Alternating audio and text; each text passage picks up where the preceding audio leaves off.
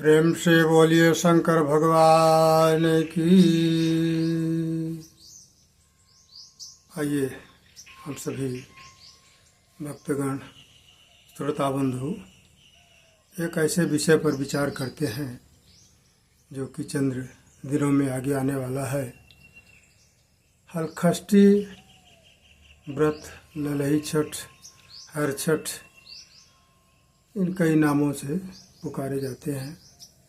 किस दिन है आज का विषय है, कब है और उसका महत्व क्या है, क्यों किया जाता है। तो आपका हलखष्टी व्रत जो है 25 तारीख को है और इसकी पूजा 2 बजे के बाद सायंकाल तक कभी भी की जा सकती है। इसकी पूजा के लिए पलाश, जिसको ढाक भी बोला जाता है, पलाश, ढाक, कुश, कहीं कहीं बैर इत्यादि भी लगाया जाता है। अपने अपने क्षेत्र के अनुसार, लोकाचार के आधार पर जहाँ जैसे होता है उसी तरह से।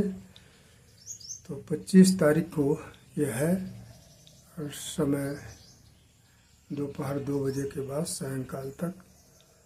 और यह व्रत क्यों किया जाता है, कौन किया था प्रारंभ में? सबसे प्रथम एक बार युधिष्ठिर जी महाराज कृष्ण भगवान से बोले, केशव, हम लोग को लगता है कि पीढ़ी ही खत्म हो जाएगी।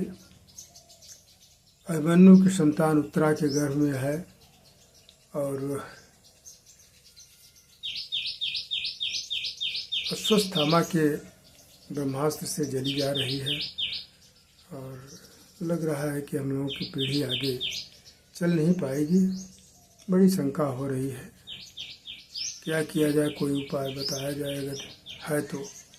भगवान कृष्ण बोलते हैं कि देखो युधिष्ठिर धर्मराज जी, उसके लिए तो उपाय है।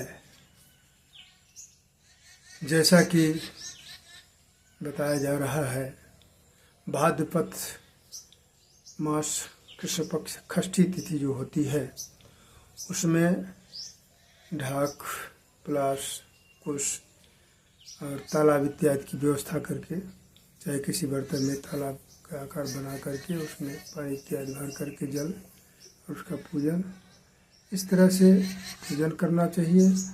और उसमें फलाहार के लिए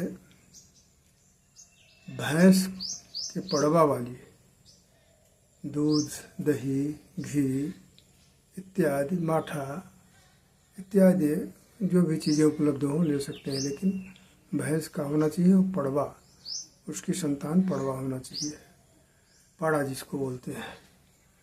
उसका या तो फिर नेवार का ओदन, यानी फसही कहीं कहीं बोला जाता है, कहीं कहीं नेवार बोला जाता है, उसके चावल का उपयोग किया जाता है।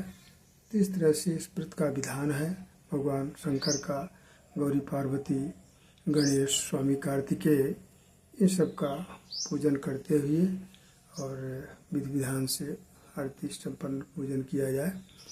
पूजन के पश्चात जो है, तो इस तरह से अपनी मनोकामना बना करके यह व्रत जो है तो अपनी संतान की रक्षा एवं संतति प्राप्ति के लिए होता है। युधिष्ठिर, इस तरह से उत्तरा का गर्भ जो है तो वह जीवित हो जाएगा और प्रेम पूर्वक इस व्रत को करे। तो महाराज युधिष्ठिर ने उत्तरा को ये व्रत करवाया और उसके गर्भ में पलने पोसने वाला बालक जो था वह जीवित हो गया और जिसका नाम जन्म लेने के बाद फिर उसका नाम परीक्षित हुआ है, जिसको कि सुखदेव जी महाराज ने श्रीमद् भागवत कथा सुना करके उनको अमरता का पद प्रदान किया है। इसी के साथ बहुत कम समय में वाणी को विराम देते हुए हरि ओम, शांति शांति।